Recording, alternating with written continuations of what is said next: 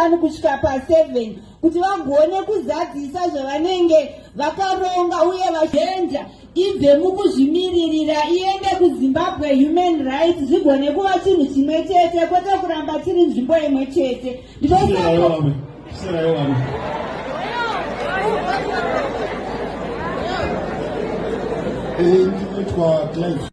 muri Zimbabwe zvamuri kuona izvo zvigumwe zvitatu izvo zviri kunzi ndo vanhu vanga vachisimudzwa chete kuti vataure kubulawayo kwakuchitika maconsultations. Kana usina kusumudza zvigumwe zvitatu vanga vasingakusheedzi because vari kuziva kuti hausi kuzotaura uchisapota amendment bill number 3. Game racho robva raita senge game revanana, kuita senge tiri kutamba chaiko kuita senge pari kuitwa majokes. Isusu tiri kufunga kuti tiri kutaura tiri palevel rimwe chete respect, tiri palevel rimwe chete rechokwadi kuti guys, let's build our country based on real laws. Let's respect the real laws.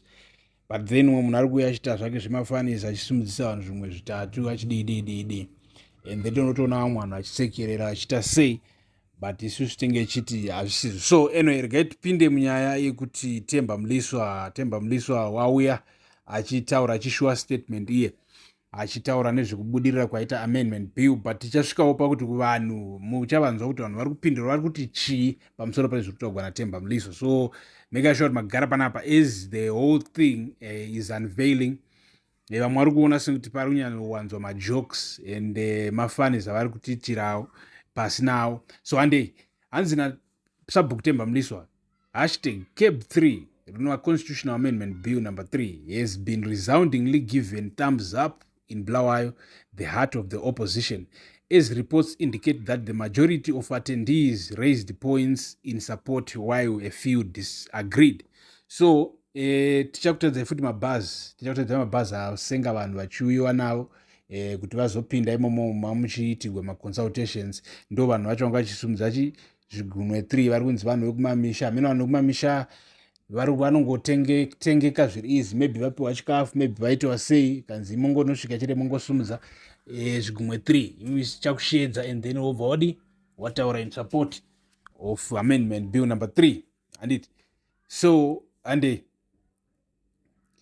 of the 39 people who contributed, 32 supported while only 7 opposed. The bill indeed has commendable ideas which anyone refraining from the poison of political polarity or of factionalism will support. Unfortunately, many recycle copied arguments without investing in personal interactions with these documents. Even more, social media doesn't attend these hearings. What I'm proud of is that there have been no reports of violence. That is commendable and a manifest show of our mature democracy as a country. Temba Mliswa unenge ari kuchobhe madziri heavy these days.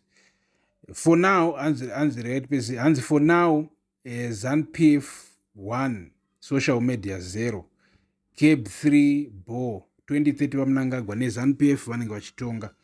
So muri Zimbabwe tisingadi kunyanya kutaura kuti Temba Mliswa chii chiri kuitika, regai tipinde muvanhu kuti vanhu vari kuti chii.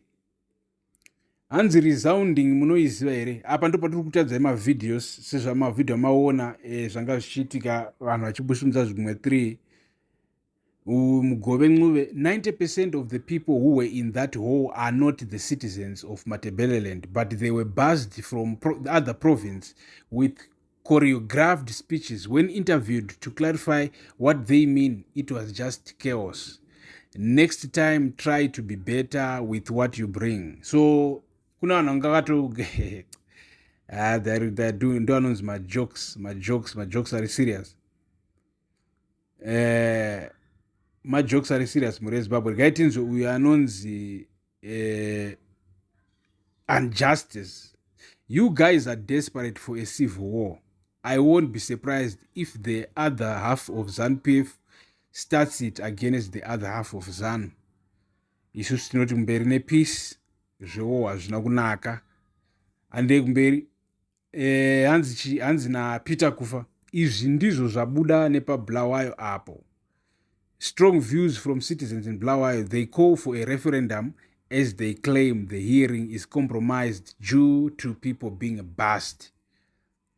vanhu vanongachiona kakozvizvikwa nesocial media techiona unyasoona vanhu vakazi sezvamungoona vanhu vachiburuka mabhazi vachipinda muhova zvo tinobva watarisa kuona kuti vanhu havachatengeki zvinhu zvakunetsa because mafoni ari everywhere ende munhu wose anenge angotongoona game renyu maiza so its like me muchitora vanhu senge vanana zvisingatongo-make sense because tose tazviona there's no way to unsee it ndo zvamaita we can't be sold that dream no more because vanhu vatoona kuti mavoisa vanhu nemabhazi vanhu vazosumudza zvigumwe 3 kozvii zvifuti izvi handiti zvimafani zvimwe zviya zvimafani zvototi hazvisetsi ende hapana anenge achimboseka futi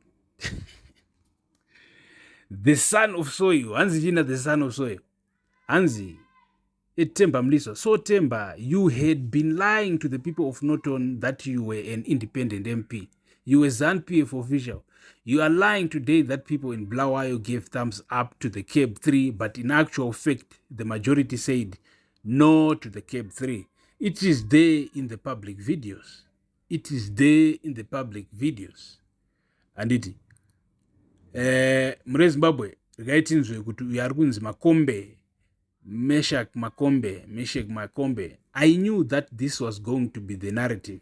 And if citizens go to court, Malava will be waiting to crush citizens. Malava benefited from violating the constitution. Malava was given an unconstitutional extension for such a time like this. We are doomed. We are lose our hope. We are lose our hope. Asi hana zvaati aona. Ande kumberi hanzi na Ashley Pfunye. 39 voices representing Bulawayo. Only 39?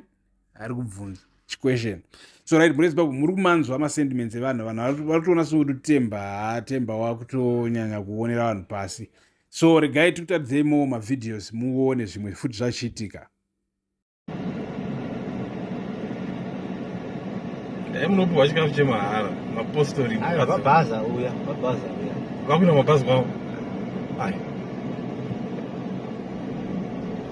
dai vakasiyiwa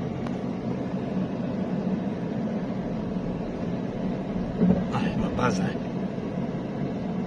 going back to the raw areas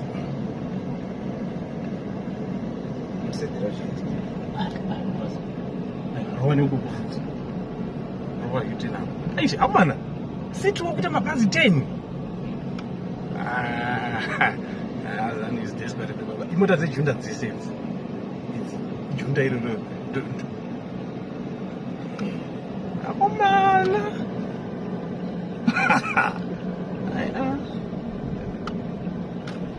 what left pakazotara mabhazi yes right wasati left akunoti night kana kurowa street anobuda izi mabhazi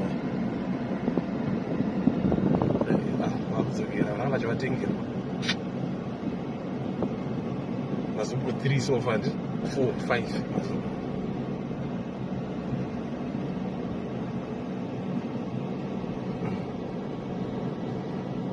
vanhu vakazara musitrovesa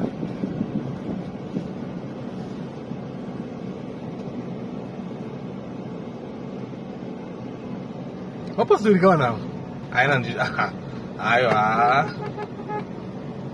dzaxotswa zimota dai mungasiyiwa mbakadzi vanhu